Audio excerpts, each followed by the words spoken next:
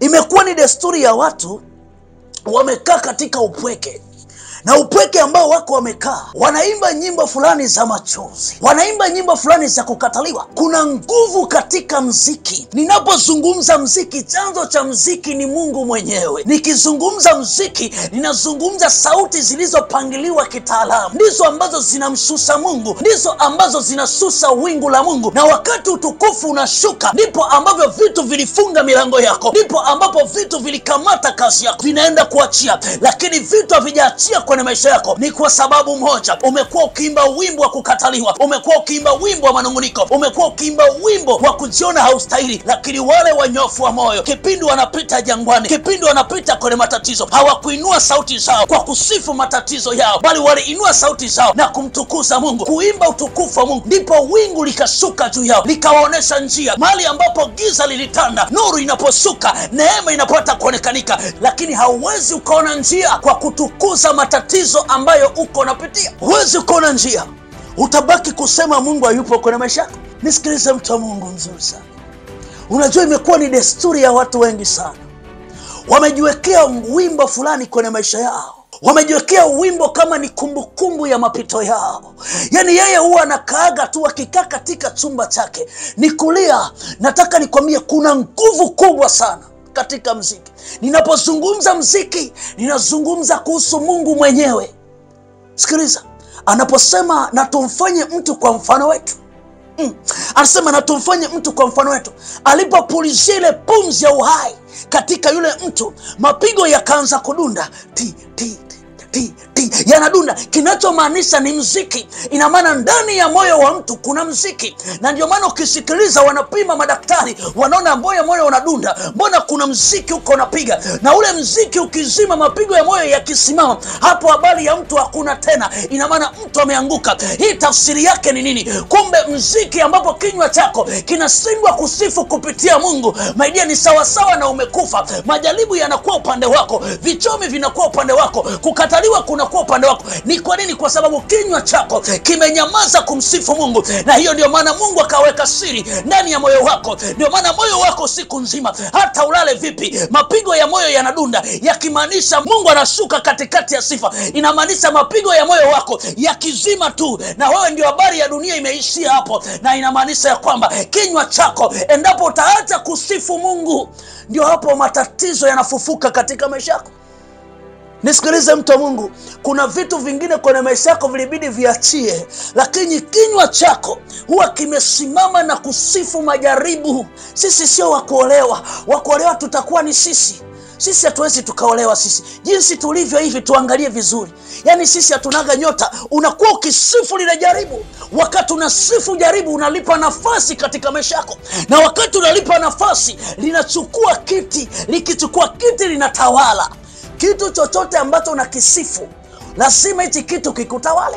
Kinywa chako kitasifu mapito, kinywa chako kitasifu uchungu, lazima uchungu usimame na kukutawala. Lakini laiti kama kinywa chako kikasifu Mungu, basi Mungu atakuwa juu yako, mkono wa Mungu utakuwa juu yako, utakuongoza katikati ya shimo, utakuvusha katikati ya moto, utamwagia maji, katikati ya mapito ambayo unapitia, basi Mungu atakuonekania. Kwa nini Mungu anakuonekania?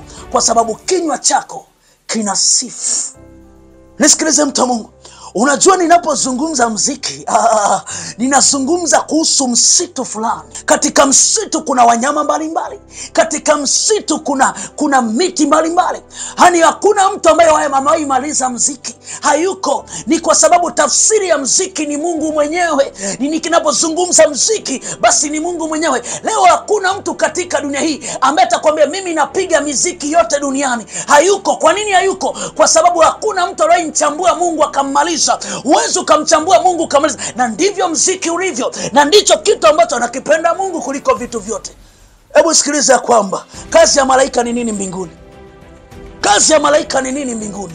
Malaika kazi yao mbinguni ni kuimba tu, ni kusifu tu. Wazee 24 kazi yao nini? Ni kushuka na kusujudu na kumtukuza Mungu tu. Hakuna kazi nyingine. Mungu hakuwaweka wazee 24 kwa ajili ya kuosha vyombo. Mungu hakuweka wazee 24 kwa ajili ya kumshauri. Mungu hakuweka sijui malaika kwa ajili ya kazi fulani. Mungu aliweka kwa ajili ya kumsifu tu. Na ndio maana niko ninasema mtu wa Mungu, Usiache kumsifu Mungu hata kama unapitia nini.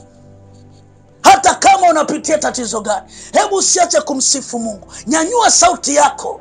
Saa nyingine sema, leo siombi, leo ninanyanyua sauti, ninamsifu Mungu tu. Mungu atafanya njia.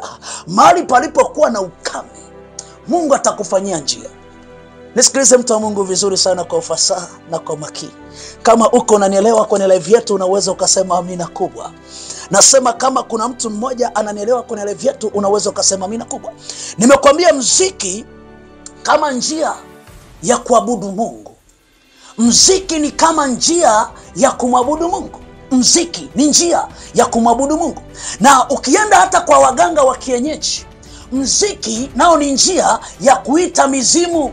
Hujanielewa? Ukienda kwa mganga wa kienyeji, wanapiga nao muziki, wako wanapiga nyanga zao, acheke checheke checheke checheke, wanaimba ili mizimu ipate kuitika, ili shida zao ziweze kutatuliwa. Lazima waipigie muziki nyimbo, mizimu waipigie muziki. Lazima mizimu ipigiwe muziki, ipigiwe nyanga. Na hapo ndipo ambapo utakuta mizimu nayo inapandisha. Ndipo ambapo unakuta ikipandisha, ndipo mganga anaanza kusema sasa kuna 1 2 3. Usiishi hapo tu. Muziki huwa haufi. Hakuna anayeweza kaua muziki. Kuua muziki umemuua Mungu. Nisikilize mtu wa Mungu, ninapozungumza muziki, usiache kuimba wakati unapita matatizo. Usiache kuimba ili uweze kuona mkono wa Mungu. Usiache kuimba katika kinywa chako. Haijalishi una sauti mbaya kiasi gani, lakini hebu nyanyua sauti yako, mtukuze Mungu hivyo hivyo kwa hiyo sauti. Kwa maana maandiko yanasema, nilikujua toka tumboni kwa mama yako. Ina maana alijua sauti yako wenda iko na mgulumo. Hivyo hivyo na sauti yako ya mgulumo, paza sauti yako kimsifu Mungu. Acha kusifu umeachwa mara ngapi. Acha kusifu umetelekezwa mara ngapi. Acha kusifu magonjwa ambayo yanakusumbua. Acha kusifu mapito yako. Hebu nyanyua sauti yako leo. Nenda kinyume na utaratibu. Wengine walienda kwa kusifu matatizo yao, wengine walisimama na kuanza kusifu mapito yao. Lakini wewe siku leo ninatangaza katika kinywa chako, badilisha mwenendo wako. Anza kumsifu Mungu ya kwamba hakuna Mungu mwingine kama wewe. Hakuna Mungu mwingine kama wewe. Sijapata kuona Jehova Shama, umekuwa ni Mungu wa kunitendea. Tazama, umeniamsha siku ya leo, na hii ndio maana kama umeniamsha nimeweza kuliona jua tena. Kumbe Mungu lipo kusudi ndani yangu, na hii ndio maana kinywa changu hakijanyamaza. Niko ninasifu uwepo wako. Wakati unasifu uwepo wa Mungu, ndipo ambapo malaika wanashuka na kukusaidia. Listen me careful my dear. Kuna nyakati utawekewa mikono sana. Utawekewa mikono na manabii. Una wakati utalia kwa uchungu. Utasema mapito unayopitia, lakini hata hayo mapito ambayo unapitia hayatoki katika maisha yako. Kwa nini hayatoki? Kinywa chako kinayainua matatizo yako na kuyathibitisha ya kwamba haya ni makubwa. Unajua kuna watu wanayasifu matatizo yao, mpaka ukiangalia ile matatizo unaweza kusema barikiwa Pablo, Mungu akubariki Kamanda. Haleluya. Sikiliza, watu wanasifu matatizo yao mpaka inafika kipindi unasema yani unataka watu wakuonee huruma. Alafu unavyoyasifu matatizo ili watu washike tamu, waseme kweli wewe umepita. Kweli wewe umepita. Haikusaidii chochote. Hebu badilisha mtazamo wako. Amka asubuhi, anza kusifu kuhusu Mungu. Anza kumtukuza Mungu. Mungu anafanyaga njia mahali ambapo hapana njia, kwa sababu vinywa vyetu vimesimama na kumtukuza yeye.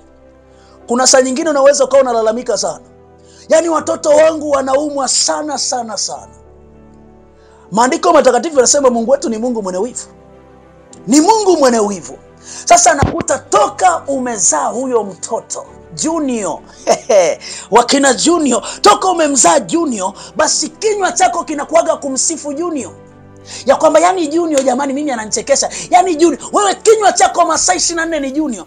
Ili Mungu umsifu, kwa sababu ni Mungu mwenye wivu, analusu magonjwa kwa Junior. Unakuta Junior anakuaga ni mtu wa kuumwa tu, ili mradi kinywa chako kimsifu. Utakuta yani Mungu sungemsaidia Junior. Junior anaumwaga sana. Yani Junior, jamani Mungu tu amsaidie. Mungu anatotaka kinywa chako kimsifu. Kuna watu mna magonjwa, mnaumwa hayo magonjwa, sio kana kwamba shetani ameyaleta, bali ni Mungu ameyasababisha ili vinywa vyenu viweze kutaja jina lake. Endapo hautataja jina Mungu Mungu katika kinywa chako, basi Mungu ataruhusu matatizo, basi Mungu ataruhusu magonjwa, ili mradi tu utaje jina lake.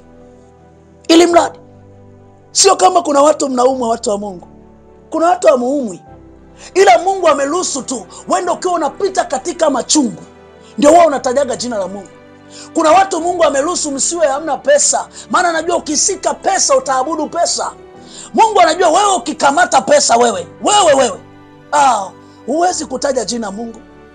Wewe utajiona wewe ndio umepata katika dunia hii, na utajiachia vile upendavyo. Hata utakimbia huku na kule. Ni kwa nini utakimbia? Ni kwa sababu unaona umemaliza mambo yote. Kwa hiyo ili Mungu ajitwalie utukufu kwako, na ili utaje jina Mungu, Mungu anakunyima fedha. Unakuta unajituma upati chochote. Unabekani Mungu tu anisaidie. Mungu tu ipo siku anisaidia nifungulie milango. Na Mungu afungui milango. Lazima ubadilishe mtazamo kuna wakati mwingine. Mziki unaweza ukasababisha uponyaji.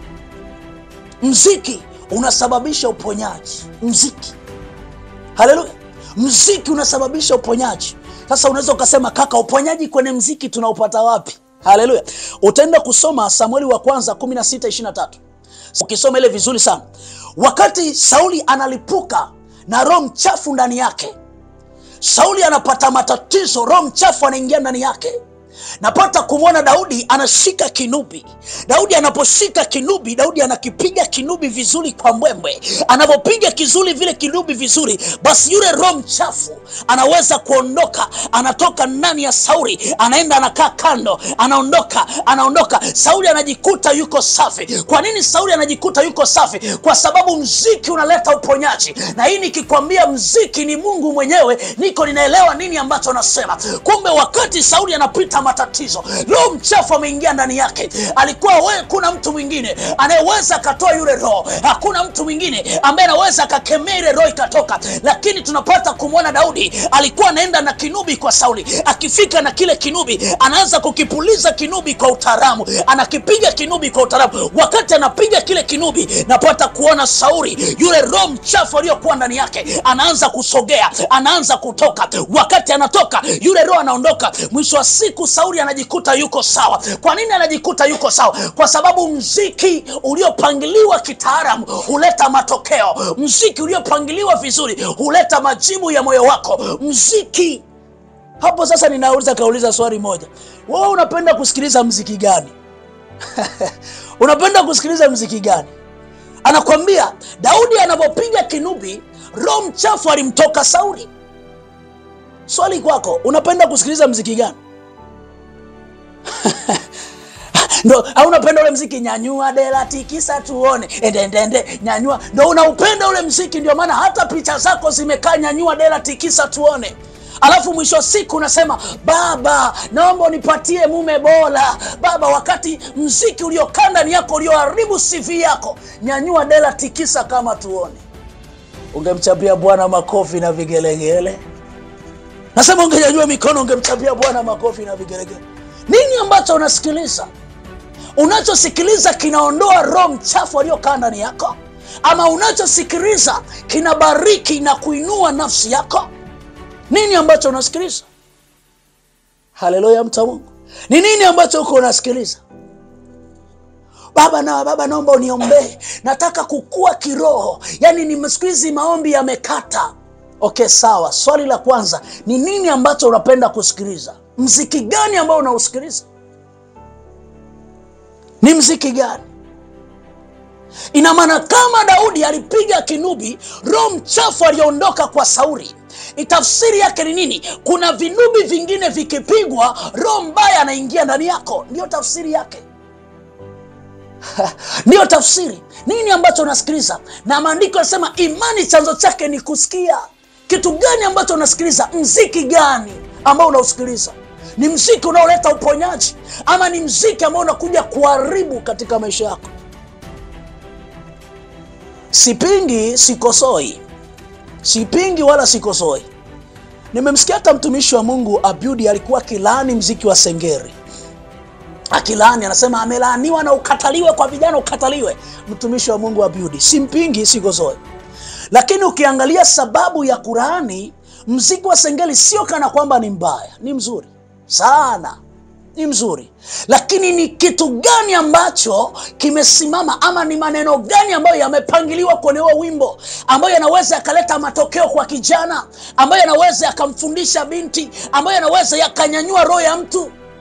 Ni maneno gani yaliyopangiliwa? Kumbuka nimekwambia muziki ni mpangilio wa sauti zilizopangiliwa kitaalamu. Lakini watu leo, dunia na shetani yuko vizuri sana. Shetani amepamba moto, naye ana wasanii wake wazuri ambao wanapangilia sauti, wakipangilia sauti kwa ajili ya kuja kubomoa, ya kuja kubomoa mwanamke mmoja, ya kuja kuvunja ndoa moja, ya kuja kumwondoa fikra mwanamke asiweze kufikiri mbali. Mwanamke anakuwa anafikiria hapa hapa, alafu huyu mwanamke ndani yake ana kiu ya kuolewa. Ona vibinti vya 2000 vilivyonona. Kwa hiyo katoto kalikozaliwa 2000 kanajiona kamenona, kamesahau mama yake alikuwa ni binti wa 90 aliyonona, lakini leo amefubaa. Nisikilize mtu wa Mungu ambaye uko mahali hapa. Wakati wanapiga mapambio, wanaimba nyimbo, ona kabinti ka 2000 kalivyonona. Wewe nenda tofauti nao. Sema mimi nimenona kwa ajili ya Yesu, najitolea utukufu kwa ajili ya Mungu. Wakati wanasifu wengine wanabinuka, wewe ibinukie Biblia kuliko chochote. Simama na kubinukia maandiko kuliko chochote. Simama na kubinukia Mungu kuliko chochote. Wakati wengine wamesimama wabinuke ili watu fulani wawaone, ili watu fulani wafunguliwe njia, wewe simama na kumbinukia Mungu peke yake. Inatosha kwenye maisha yako. Nisikilize vizuri. Hata ujibinue vipi hauwezi ukapata furaha ya maisha yako. Utajibinua ili kufurahisha watu upate like, lakini mwisho wa siku utalia tu. Kiu ya kuolewa haikwepeki, itakaa pale pale. Utabinuka mwisho wa siku hilo litachoka. Likichoka wanakuja watu wengine tena. Alafu nikuambie kitu kingine mwanangu. Watu hawaangalii body wenye akili timamu. Mwenye akili timamu anapoenda kununua gari, haangalii body.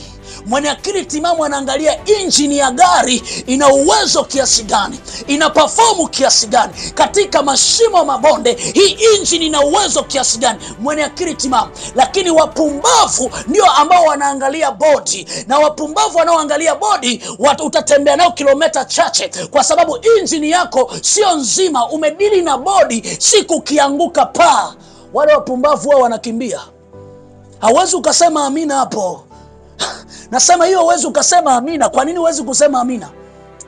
Hauwezi kusema amina. Kwa nini huwezi kusema amina? Kwa sababu sio ya kupokea gari. Ingekuwa ninasimama hapa na kutabiria pokea uzima, ningesikia amina napokea, I receive. Talisivu majini na mapepo. Nisikilize mtu wa Mungu. Mziki.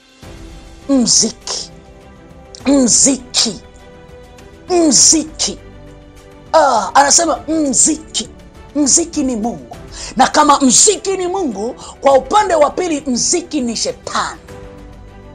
Hiyo ndio tafsiri yake. Kama mziki ni Mungu, kwa upande wa pili basi mziki pia ni shetani. Hakuna mtu mwenye uwezo wa kusimamisha mziki katika dunia hii. Hakuna. Mziki ni njia. Si kuna mtu ananielewa? Kama ananielewa ungenyosha mkono wako wa upako nione huku. Nasema kama kuna mtu ananielewa angenyosha mkono wake wa upako, angesema papa niko ninakuelewa mahali hapa.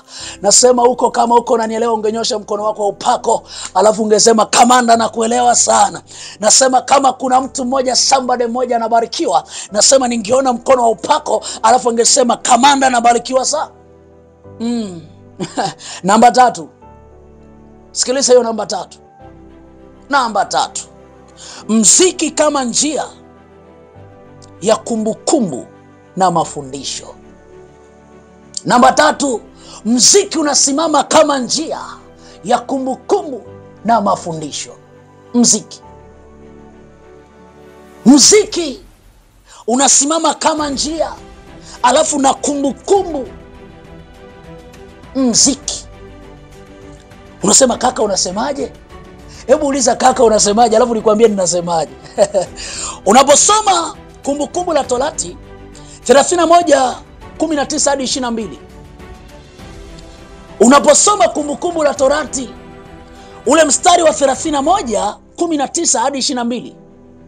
Hapo unakuta Mungu alipomwagiza Musa anamwambia andika wimbo wa kumbukumbu. Come on.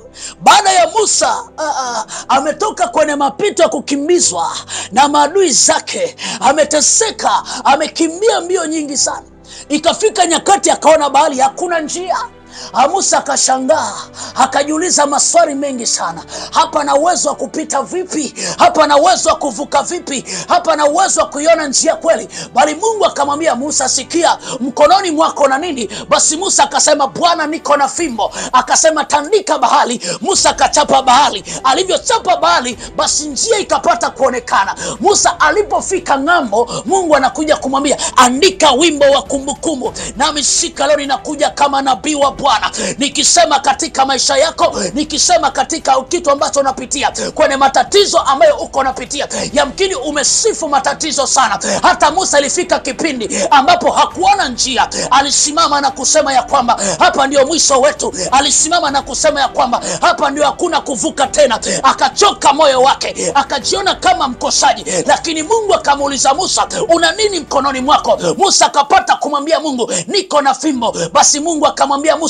chapa mahali hapo uweze kuiona njia. Na hii ndio tafsiri ambayo ninampenda Niko, ambaye Niko, Musa alipoiona njia, alipofika mbele, Mungu anamwambia ya kwamba Musa, andika wimbo wa kumbukumbu. Nami ninatangaza katika maisha yako, kuna wimbo unakuja mbele yako. Lile jina ambalo wametangaza la utasa, Mungu akupe wimbo mpya kuanzia sasa. Ukabadilisha historia ya ule wimbo wa kukataliwa, ya ule wimbo wa kusimangwa, ya ule wimbo wa kujiona ufai, ule wimbo uliojiona kabisa wewe ni mkosaji, hauwezi ukaona nuru tena, ule wimbo wa kutengwa. Nataka nikwambie, Mungu akupatie wimbo wa kumbukumbu mpya katika maisha yako. Nisikilize mtu wa Mungu, Mungu akupe wimbo. Mungu akupatie wimbo, akupe wimbo. Mungu anamwambia Musa, andika wimbo wa kumbukumbu. Andika wimbo, andika wimbo wa kumbukumbu. Umelia sana kuhusiana na magonjwa, nami natabiri siku ya leo, andika wimbo wa kumbukumbu mpya. Umelia sana kuhusiana, umelia sana mume hakuji, umelia sana ndoa hakuna, umelia sana mambo yamekuwa makubwa katika maisha yako, hakuna kitu kinachofanikiwa. Na nasema siku ya leo, Mungu akupatie andiko kumbukumbu, wimbo mpya katika maisha yako. Kama Musa aliandika, na Mungu ndio yule anasema mimi niko ambaye niko. Ina maana kama Musa aliandikaga, ninaamini kama ni Niko ambaye niko alikuwepo kwa Musa, basi yupo kwako. Kama Mungu alikuwepo kwa Musa na Musa aliandika wimbo wa kumbukumbu, basi Mungu yupo kwako pia. Sikiliza hiyo pointi namba 4. Hebu andika pointi namba 4. Haleluya. Hebu pointi namba 4 sikiliza hiyo. Mziki kama silaha ya roho. Nasema hiyo ni tafsiri, mziki kama silaha ya roho. Mziki ni kama silaha ya roho. Mziki. Unajiuliza swali, kaka, mziki kama silaha ya roho kivipi? Kivipi mziki kama silaha ya roho? Mziki kama silaha ya roho, oh God. Anasema Mambo ya Nyakati wa Pili 20, ukisoma 21 na 22. Sikiliza.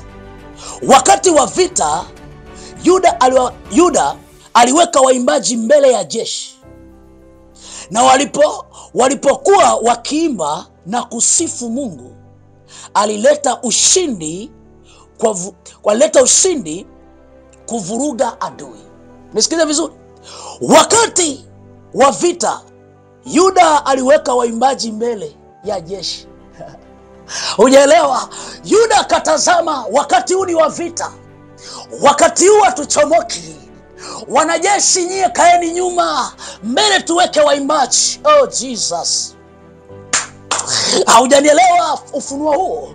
Wakati wanajeshi, Yuda anasema wanajeshi kaeni nyuma hapa, mbele wakae waimbaji, mbele wakae watu wanaojua kusifu, mbele wakae watu ambao wanajua kupaza sauti zao kwa mpangilio.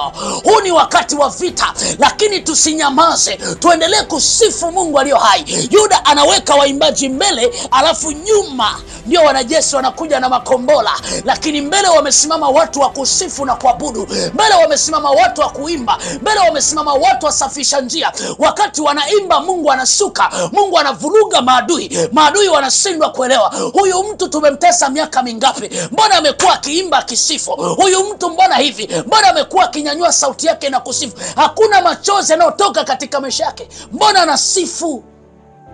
Unajua kuna saa nyingine maadui zako wamekupiga na wanakushinda na wananyanyua mikono juu, kwa sababu kila siku unaimbaga wimbo wa kusifu matatizo aliyotengeneza kwenye maisha yako. Kila siku. Sikaangalia Yuda, anaenda vitani, hajatanguliza wanajeshi mbele, ametanguliza waimbaji. Nikisema hakuna mtu ambaye anaweza akasimamisha mziki, hayuko. Ametanguliza waimbaji mbele. Wakati ametanguliza waimbaji mbele, alafu jeshi linakuja nyuma. Wewe umekaa, umetanguliza matatizo mbele. Sifa umeacha nyuma. Come on. Usiache kusifu katika maisha yako. Haijalishi unapita vita gani, tanguliza sifa mbele, alafu nyuma acha matatizo yako, mbele ikae sifa. Adui anapotengeneza wimbo kwako mbaya wa manunguniko, ukisubutu kuimba ule wimbo wa manunguniko, hauwezi ukatoboa na kutoka katika tundu lake ama kutoka katika shimo lake.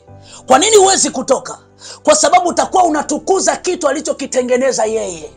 Lakini laiti kama adui akatengeneza tatizo katika maisha yako, akaleta vita katika maisha yako, lakini ukanyamaza kusifu matatizo aliyokutengenezea, ukasimama na kunyanyua sauti, wewe kuimba wimbo mwingine wa kubarikiwa, wewe kuimba wimbo wa kumsifu Mungu, hapa ndipo ambapo unamchanganya adui yako. Anasema, huyu nimetengeneza tatizo hili, mbona asujudu, mbona aimbi, mbona afanye hivi? Anakuta unaimba wimbo mwingine. Adui anachanganikiwa. Ni maombi yangu mahali hapa, haijalishi wametengeneza nini katika maisha yako, haijalishi, simama na kumtukuza Mungu na kuimba wimbo wa sifa na shukrani. Simama. Unajua kuna watu wanatamanigi kila siku sisi tukae na kulia, sisi tukae na kujifinyanga, sisi tukae na kuona hakuna Mungu, bali wao ndio wabarikiwa. Wamekaaga na kutengeneza matatizo kwetu, tukae na kusifu matatizo aliyotengenezea.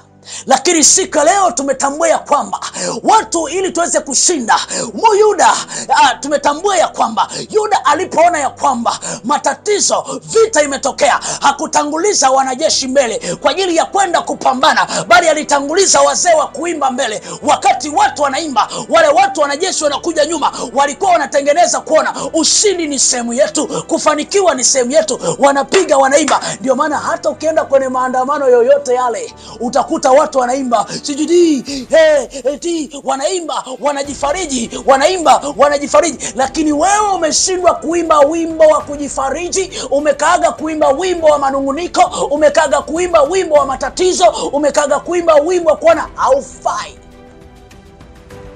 Ukweli ni kwamba hata ulie vipi, haitabadilika kujikwepa wewe. Hata uimbe nyimbo gani, kuwa wewe utabakia kuwa wewe, na haitabadilika katika maisha yako. Nisikilize huko vizuri.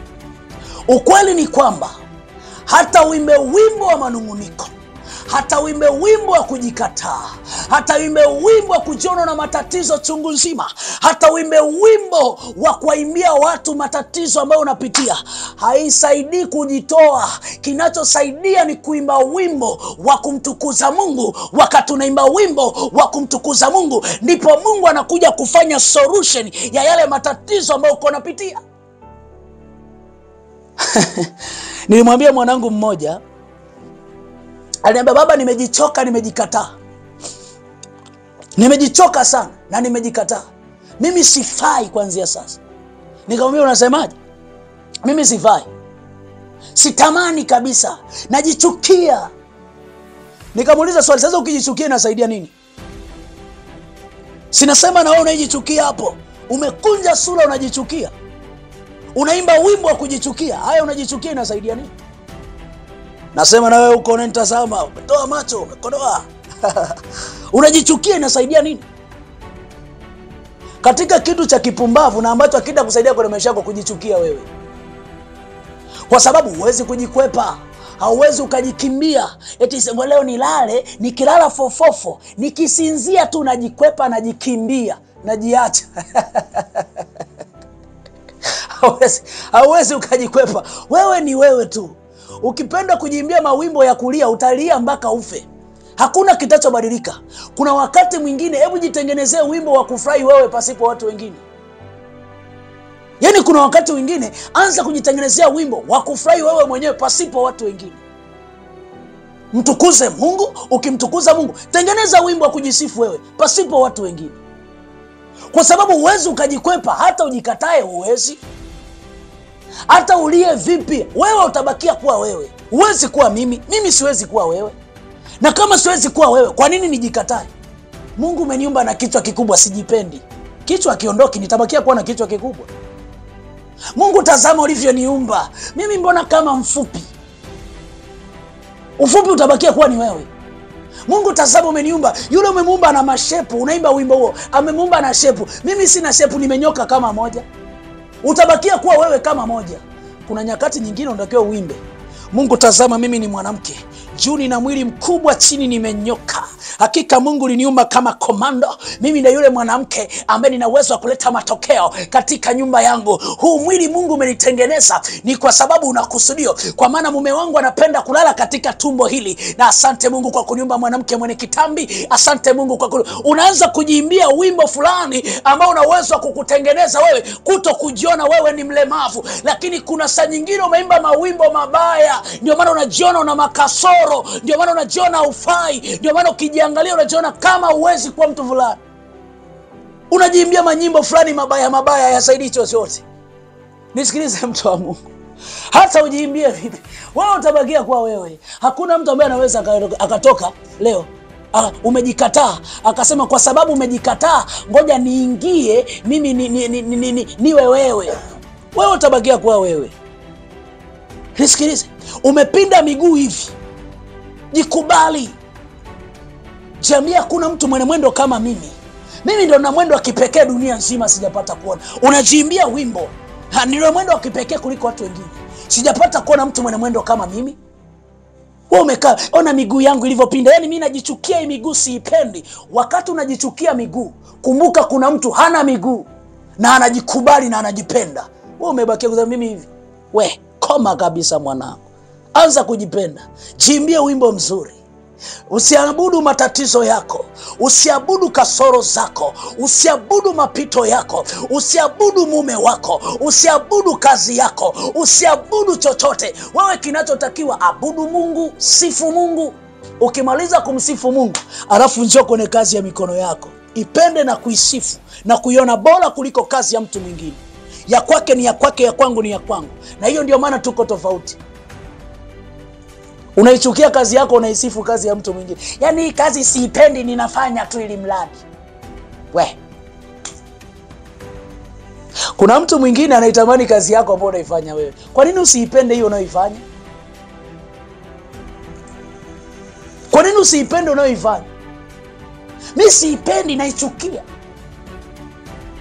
Ipende hiyo, ni ya kwako. Kuna mtu anatamani angekuwa kama wewe, angefanya kama wewe. Haleluya. Nasema na mtu mmoja mahali hapa. Kati ya kitu ambacho huwa kinafanya nijipe amani na kujiona bora ni kujionaka niko special. Nisikilize nikwambie ukweli. Kati ya kitu ambacho kinafanya mimi nifurahie wakati wangu, kujiona niko special. Na kujiona Mungu ana makusudio na mimi. Kwa sababu sijaja dunia hii kwa bahati mbaya. Nimekuja kwa kusudio. Hujanielewa? Katika dunia hii mimi sijaja kwa bahati mbaya. Nimekuja kwa kusudio. Ina maana mimi ni special. Kuna kusudio fulani special nililoletewa katika dunia hii nije kulifanya. Hujanielewa? Ninamaanisha wewe ni special unanitazama. Ninamaanisha wewe ni special. Haujaja dunia hii kwa bahati mbaya. Yamkini hata wazazi walikwambia wewe tulivyokupata. Yaani hatukupanga kukupata. Ilikuwa tulikutana tu bichi. Ilikuwa tulikutana sehemu fulani. Hatukupanga kukupata, lakini ulitokea. Hata kama ulitokea kama wao walikuwa na bahati mbaya, haujaja kwa bahati mbaya. Haijalishi wengine wanaimba wimbo wa sura zao, haijalishi wengine wanaimba wimbo wa maumbile yao, haijalishi wengine wanaimba wimbo wa mali zao, haijalishi wengine wanakwambia nimenunua magari ya kifahari, haijalishi wengine wanaimba vipi, kipimo cha kupata kwao ni cha kwao na kipimo cha kupata kwako ni cha kwako. Imba wimbo kumshukuru Mungu kwenye kijiko ulichonacho, imba wimbo kumshukuru Mungu hata kwenye hiyo sahani ulionunua, kwa maana kuna wengine wali kwenye sahani wanalia kwenye migomba. Wewe imba hapo hapo, shukuru Mungu hapo hapo. Hujanielewa? Sikiliza nikwambie. Nikupe shuhuda moja ndogo sana. Kuna siku moja nilikuwa nimepanda daladala. Wakati nimepanda daladala nikakutana na mtu ambaye ananifuatilia sana na ananipenda sana. Aliuliza kwa ni vizuri, lakini ukisikiliza uliza yake ukiwa mjinga una uwezo wa kujidharau. Aliniuliza, kaka, nilipopanda ile daladala akaniuliza, kaka, hata wewe unapanda kwenye daladala? Lakini lile swali kama ningelipokea vibaya ningejiumiza. Lakini nilimwambia ni kweli, hiyo level nitafika. Lakini kuna saa nyingine Mungu ameniumba niwe mtumishi wa hivi ili nikutane na wewe tuweze kuzungumza. Laiti kama ningekuwa kwenye gari yangu nisingekutana na wewe kuzungumza. Lakini Mungu aliruhusu kwanza nisiwe sina gari, niwe gari sina, ili niweze kukutana na wewe tuzungumze. Je, laiti ningekuwa nina gari na maana mimi na wewe tusingeonana. Sasa mjinga angekaa na kujiuliza, kumbe mimi natakiwa niwe na magari, kumbe mimi, anaanza kuchemsha roho yake, unaanza kukosa amani, vidonda vya tumbo, unaanza kuchanganikiwa, kumbe mimi sio wa kutembea. Kuna mambo mengine Mungu anakupitisha ili uweze kukutana na watu fulani. Kuna nyakati Mungu alitambua ya kwamba Yusufu ni waziri mkuu, Mungu alitambua, lakini Mungu aliruhusu Yusufu aweze kwenda gerezani. Kwa nini Mungu aliruhusu Yusufu aweze kwenda gerezani? Ili aweze kukutana na watu fulani. Hauwezi ukafika mahali pa juu pasipo kukutana chini na Mungu, watu waliokusudia ukutane nao. Kuna watu Mungu anajua ya kwamba akikupatia mali hauwezi ukakutana nao. Kuna saa nyingine unaweza ukalia sana, unaomba biashara yako ifunguke. Mungu anajua ya kwamba akikupatia biashara utapishana na mume wako, utasema Mungu mbona siolewi? Na hii ndio maana Mungu anakufubaza ili uweze kukutana na mume wako. Nikisoma maandiko ya kwamba ndio maana ndani ya vinywa vyetu anasema shukuruni katika kila jambo. Kumbe katika vinywa vyetu wimbo wa shukrani uwe ni sehemu ya maisha yetu. Haijalishi tunapita katika kiasi gani, wimbo wa shukrani tunasema niko ambaye niko yuko katika machungu yangu sasa, niko ambaye niko yuko mahali hapa sasa, niko ambaye niko ataninyanyua siku moja sasa, niko ambaye niko iko siku atanipeleka viwango vingine. Na Mungu amesema ya kwamba shukuruni katika kila jambo. Kumbe kuna wakati wa njaa Mungu alipanga kutukutanisha na watu ya kwamba tujifunze. Kumbe katika dunia hii kuna njaa inaweza ikakupiga sana, ili siku kikutana na mtu ambaye yuko na njaa uweze kumsaidia. Hauwezi ukamsaidia mwenye njaa kama wewe ukupita katika njaa. Usijichukie, jipende. We ni mzuri. Haya, hujasema sawa, basi mimi ni mzuri. Nasema hivi, usijichukie, wewe ni mzuri. Usijichukie. Watu waseme una kisogo, sema hiki kisogo hawajakijua. Hiki nikikunaga hivi ninapataga maarifa.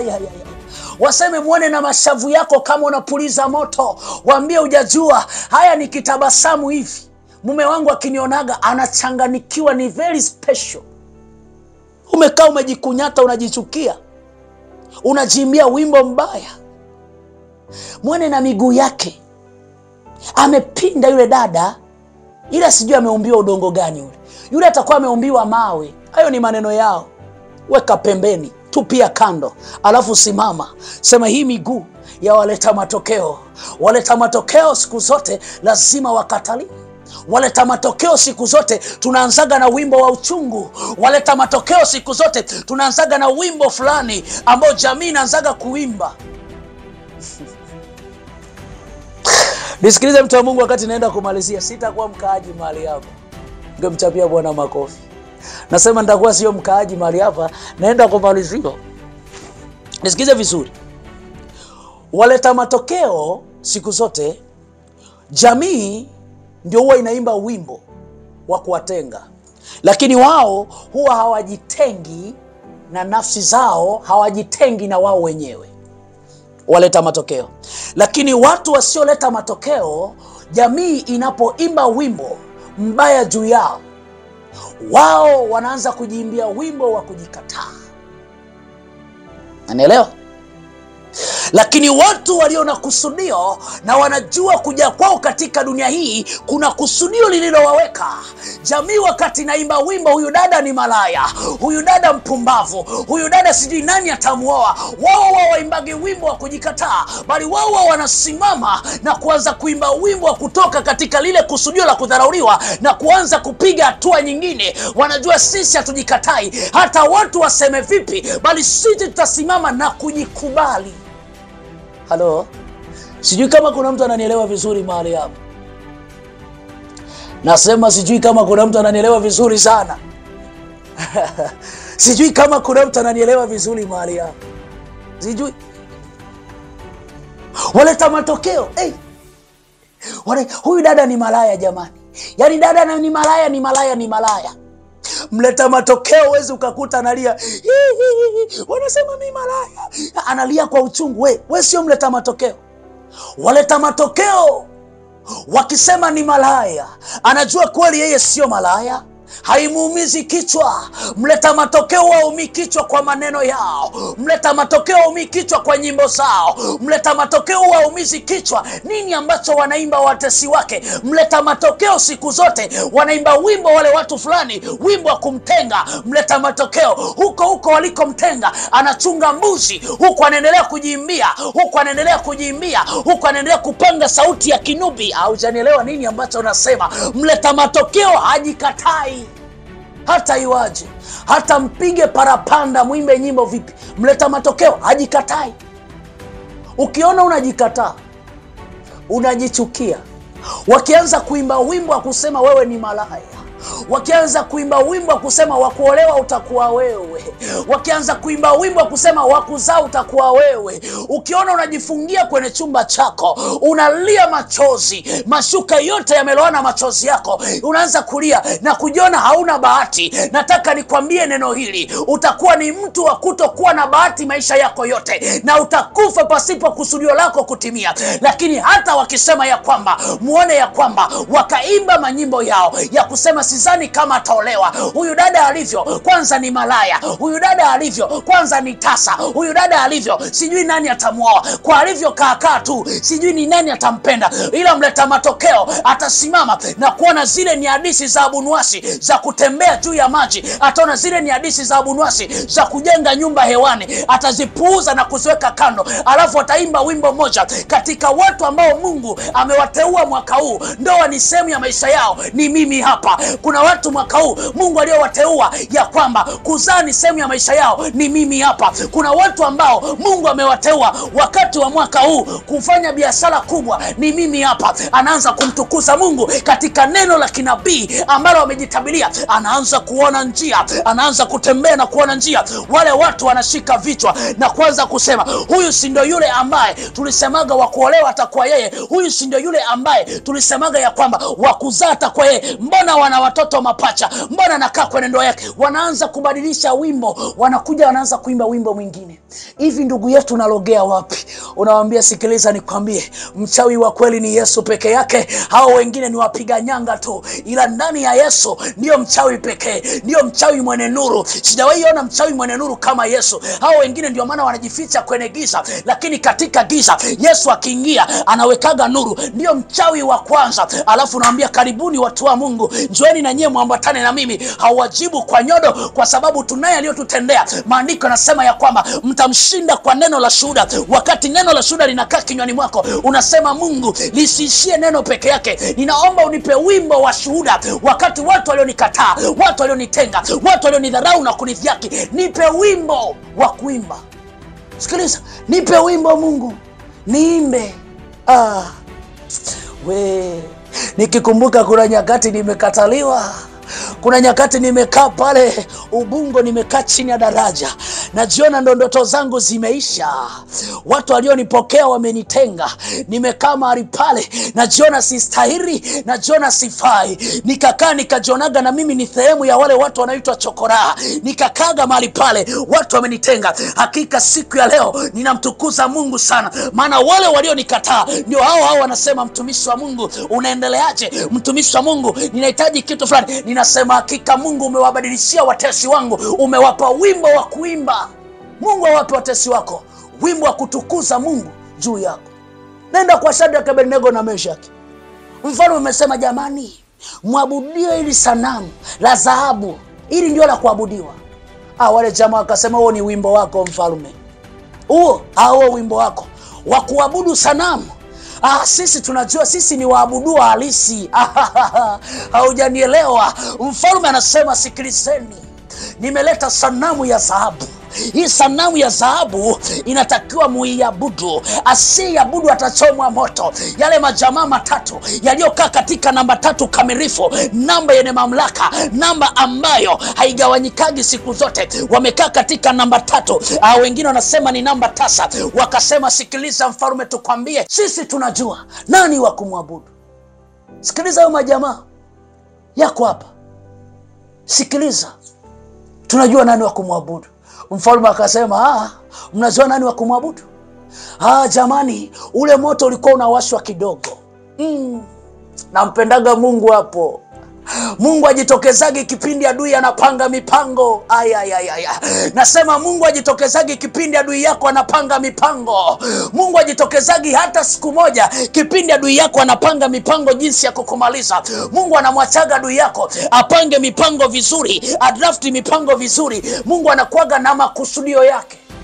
Mungu atakagi kumwonea mtu katika mipango yake. Na hiyo ndio maana nasema ya kwamba tengenezeni njia zenu.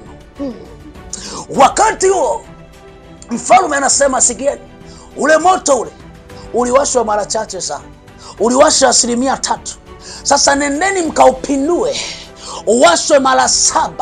Tafsiri yake ni nini? Tafsiri yake ambayo mfalme anasema ya kwamba hawa jamaa wakidumukia wabadilishe wimbo, waimbe wimbo wa machozi dakika chache alafu wafie mbali. Wale majamaa wakasema sisi ni waabudu halisi. Hatuwezi tukaimba wimbo wa kupangiwa. Hatuwezi tukaimba wimbo wa kupangiwa. Sawa, tumekubali kwenda kwenye tanuri la moto. Wakaingizwa kwenye moto. Walipoingizwa kwenye moto, maandiko matakatifu yananiambia wale waliokuwa wamewasukumia tu kwenye moto walipata kuungua na kufa, lakini wale jamaa wakasurvive kwenye moto. Wakati mfalme anachungulia anakuta kama watu 4. Mfalme anajiuliza ndani ya moyo, mbona niliweka 5? Mbona wamezidi wamekuwa 4? Kuna nani mwingine katikati pale? Akamwita mwingine, hebu njoo mara moja, chunguza mahali pale. Anasema mfalme, pale ninaona pale kama kuna 4 na mwingine ana umithili kama wa Mungu hivi. Mfalme akasema kuanzia leo hatutaimba wimbo wa kuabudu sanamu. Kuanzia leo hatutaimba wimbo wa kuabudu sanamu ya dhahabu, bali tutaimba wimbo wa Mungu wa Shadraka, Abednego na Meshaki. Nami ninakuja kama nabii katika maisha yako nikitangaza kuanzia leo watu hautaimba wimbo waliokupangia kuimba. Hautaimba wimbo wa machozi, hautaimba wimbo wa kukataliwa, hautaimba wimbo. Watu wataimba wimbo kupitia Mungu ameenda na kukuinua, Mungu anaenda kukusaidia, Mungu anaenda kukutoa mahali ulipo na kukupeleka sehemu nyingine. Nisikilize, hujanielewa. Kuna nyakati umetafuta kazi. Umetafuta kazi sana. Bosi amekuangalia the way ulivyonona, Mungu alivyokubariki. Bosi amekunja 4. Anasema ukitaka kupata kazi mahali hapa lazima unipe hiyo sambusa yako, lazima unipe hicho kidude chako ili uweze kulala na mimi. Ukilala na mimi ndipo nenda kupata kazi. Usijirahisishe sana mwanamke ambaye uko unanisikiliza mahali hapa. Bosi amesema ya kwamba ili upate kazi lazima alale na wewe. Hawa ni wale wa kina Nebukadneza, wale ni wale wafalme ambao walisemaga kuabudia sanamu. Sanamu ya dhahabu lazima iabudiwe. Ni sawasawa na wale wanataka upate kazi, ni sawasawa kama unawaabudu. Waambie yuko Mungu umezuia kunipa kazi wewe, yuko mtu mwingine ambaye Mungu ataimuinua na kunipatia kazi, na ipo siku watoto wako nitawaajiri. Hebu toa neno la ushindi. Usiendekeze shida yako kutoa utu wako, usiendekeze shida yako kutoka katika nafasi yako, maana shida ikikuongoza adui anajitwalia utukufu na kukupatia wimbo wa huzuni. nampenda sana Mungu mimi. Inafika kipindi naifika kama nachanganikiwa. Inafika kipindi najiona kama uwepo unanizidia. Inafika kipindi najiona kama Mungu bado. Mungu ongeza mavitu, mtu fulani afunguliwe mahali hapa. Inafika kipindi nasema Mungu weka material mengine, kuna mtu mmoja anayesikia aweze kutoka mahali alipo na kuona utukufu wa Mungu katika maisha yake. Sikiliza mtu wa Mungu. Unajua wengi Yuda anatanguliza waimbaji mbele, wanajeshi wanakuja nyuma. Ukitanguliza shida, Yuda alijua shida nikitanguliza wanajeshi, wanajeshi watenda na mawazo. Ndio maana hata kwa wanajeshi, ukienda kwa wanajeshi utakuta wana waimbaji wao, wana manyimbo yao ya kuamsha vibe. Wanasema vibe, ale kamanda kamanda, kamanda chapa mguu cha cha cha. Wanaimba, wanajipa nini? Wanajipa morali. Wanajua tunakoenda huko, wacha tujipe morali. Wanajipa morali, roho zinatifuka ndani, roho zinatifuka ndani. Wanaenda huko kujitwalia ushindi, lakini hawaendi na manunguniko kama unavyoenda wewe. Wewe kwa nini unapenda kwenda na manunguniko vitani? Vitani hatuendi na manunguniko. Vitani tunaenda na furaha. Hapa ndipo ambapo ukienda hata kwa Daudi hakuendaga na manunguniko. Wengine walishindwa kumpiga Goliati sio kwa sababu walikuwa hawana uwezo, lakini walikuwa wanaimba sifa za Goliati, ya kwamba Goliati akisimama kwanza ameenda hewani. Goliati upanga wake ndani ya dakika moja unauaga watu 1000. Walienda na sifa za Goliati, hawakuendaga wao, bali walitanguliza sifa za Goliati. Na hiyo ndio maana Goliati alizidi kuwateketeza. Lakini Daudi hakwenda kutanguliza sifa za Goliati. Daudi alisimama yeye kama yeye. Na hiyo ndio maana Daudi akasema siku ya leo nitakupiga kwa jina la Bwana wa majeshi. Yamkini wengine walikujaga na majina ya mama zao, yamkini wengine walikujaga na majina ya baba zao, yamkini wengine walikujaga na majina ya gari zao, yamkini wengine walikujaga na majina ya silaha, lakini mimi siku ya leo Goliati ninakupiga kwa jina la Bwana wa majeshi. Daudi hakuimba wimbo wa babake, Daudi hakuimba wimbo wa mamake, bali Daudi aliimba wimbo ya kwamba siku ya leo nakupiga kwa jina la Bwana wa majeshi. Nasema na wewe mahali hapo, haijalishi unapitia nini, hebu imba wimbo wa Bwana wa majeshi, na Bwana wa majeshi anaenda kukutetea. Hata kama unatetemeka vipi, hata kama unaumwa vipi, hebu nyanyuka mahali ulipo, anza kujikongoja kuelekea katika uwanja wa vita. Huku unaanza kuimba ya kwamba Mungu ameenda kunishindia, Mungu anaenda kunisaidia. No matter what, nini kinatokea, hakuna nini mzunguko umebadilika, bali Mungu anaenda kubadilisha. Vile vilivyolala leo vitaamka. Walivitangaza vife, leo vitafufuka. Walitangaza ndoa yangu ife, leo inaamka. Unaanza kuimba wimbo ambao wimbo utainua nafsi yako, wimbo utafuta machozi, wimbo utafuta yale huzuni uliyoweka ndani yako. Utakuta umenyamaza, alafu utajikuta kushinda, utajiona kama unainuka. Na hiyo ndio maana Mungu anasema ya kwamba kwa maana Mungu hakutupa roho ya woga, bali ya nguvu na upendo. Kumbe ndani yetu kuna roho yenye nguvu, lakini ile roho yenye nguvu imeshindwa kuleta matokeo. Ni kwa sababu moja, tumekaa ile roho yenye nguvu tukiimbia nyimbo ya huzuni, tukiimbia nyimbo ya kukataliwa, tukiimbia nyimbo ya kuona sisi hatufai. Na hiyo ndio maana ile roho ikanyongonyea. Ilivyonyongonyea roho, sura zetu zikafuba, tukawa watu tusiokuwa na mivuto, kwa maana mioyo yetu ikapondeka, ikasinya, tukashika tama, tukakosa nuru. Come on, nisikilize mtu wa Mungu. Neno hili likabadilisha hatua zako. Neno hili likafungue milango. Mungu akupatie wimbo. Kuna saa nyingine umeshindwa kusimama, ni kwa sababu ya nyimbo unazoimba zinakudogosha. Wewe sio mdogo, wewe sio mtu wa kuonewa huruma. Hebu jiimbie wimbo wa kunyanyua ndani yako, uweze kusimama na kupiga hatua nyingine ya maisha yako. Sio mdogo kama watu wanavyozania. Kama kuna mtu ananielewa angechapa makofi. Nasema kama kuna somebody mmoja unanielewa ungechapa makofi. Nasema kama kuna mtu mmoja ananielewa ungechapa makofi. Nisikize huko mtu wa Mungu ambao unanitazama. Ili Mungu aweze kuleta matokeo katika maisha yako, ili Mungu uweze kuona, badilisha nyimbo ulizokuwa unaimba, zilizokuwa zinadogosha roho yako na kujiona wewe haustahili.